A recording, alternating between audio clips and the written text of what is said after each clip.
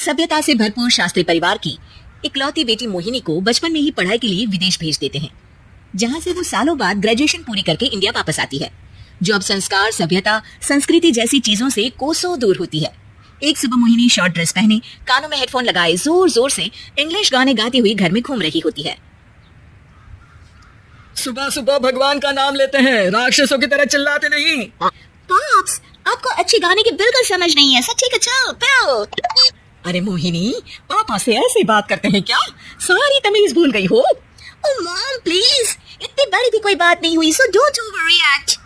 ऐसे ही दिन बीतते हैं जिसमें मोहिनी के तौर तरीके, रहने और बात करने का ढंग उसके मम्मी पापा को परेशान करने लगता है। भला कोई मानेगा कि ये मेरी बेटी है? रीति रिवाज और संस्कारों से तो इसका दूर दूर तक कोई नाता नहीं, और अब तो लगता भी नहीं कि कभी होगा। अरे ऐसे कैसे नहीं होगा? लड़कियां सारे नखरे अपने माँ बाप को ही दिखाती है।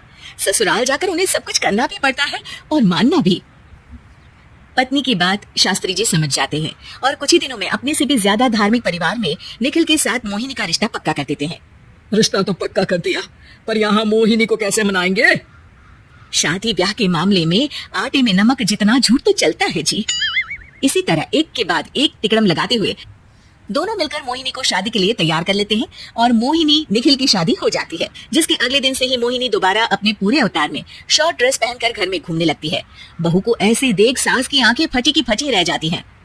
अरे ये क्या बेशर्मी है, हमारे घर की लड़कियां जींस तक नहीं पहनती और तुम बहू होकर इतने छोटे कपड़े पहनकर पूरे घर में घूम रही हो। सीरियसली मॉम, प्लीज आप अपनी इस 80 के दशक वाली सोच में मुझे इंक्लूड मत करो। हाय तौबा, एक तो बेशर्मी दिखाती है, ऊपर से सास के साथ जुबान भी लड़ाती है। अरे जल्दी कपड़े बदल करा, घर की पहली आरती तुम्हें ही करनी है। इतनी देर में निखिल भी वहां आ जाता है। माँ पापा आने वाले हैं, पूजा का सारा सामान तैयार है ना? ये पूजा हमेशा मेरे बॉयफ्रेंड्स के पीछे पड़ी रहती थी और अब हस्बैंड के पीछे भी आ गई।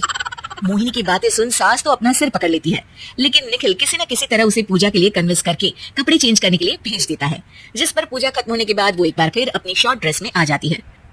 बहू, ये क्या तरीका है? संस्कार नाम की कोई चीज है या नहीं? नहीं ससुर जी, संस्कार मेरा दूसरा बॉयफ्रेंड था, अब तो मेरा उससे कोई कांटेक्ट नहीं है। मोहिनी का जवाब सुन के ससुर तो भगवान नाम जपते वहां से चले जाते हैं, लेकिन सास बहू के बीच कहासुनी फिर शुरू हो जाती है, जिसे इग्नोर करते हुए मोहिनी घर से बाहर चली जाती है और देर रात घर वापस आती है। मोहिनी, मैं जानता हूँ कि तुम विदेश में रही हो और तुम्हें वहीं की आदत है, पर यहाँ चीजें कुछ अलग है। अगर तुम उस हिसाब से कुछ एडजस्ट कर लो तो सबके लिए सही हो जाएगा। I am not in a lecture mood. Good night.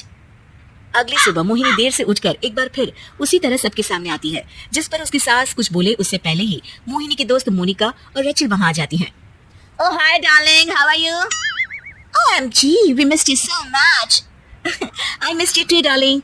Ram Ram, इन्होंने तो तुमसे भी छोटे कपड़े पहने हैं। अरे तुम लोगों के अंदर कोई शर्म लिहाज बाकी भी है या सब बेच खाई? मोहिनी, तुम्हारी मेड कुछ ज्यादा नहीं बोलती?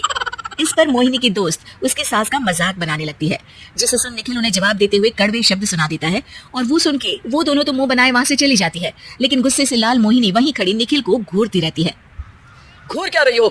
तुमसे शादी की ये सोचकर कि विदेश में पढ़ी लिखी हो, घर में कोई पॉजिटिव चेंज लाओगी, अपनी करियर के लिए एम्बिशियस होगी, पर अपने इस बिहेवियर से उस पढ़ाई के साथ साथ अपने मम्मी पापा के नाम को भी डुबो रही हो।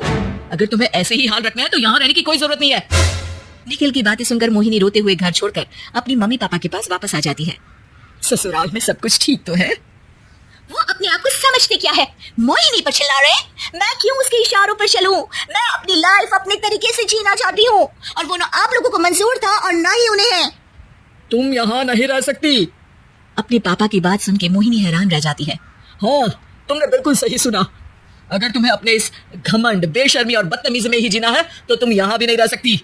बेटी, मैं मानता हूँ हमारे यहाँ रीति रिवाज बहुत मायने रखते हैं और हमने उन्हीं के ओवरडोज से बचाने के लिए तुम्हें विदेश भेजा था। एक लड़की जो शादी करके घर और बच्चे संभालती है, उससे तुम अपने आप को ज्यादा समझ सको इसके लिए भेजा था।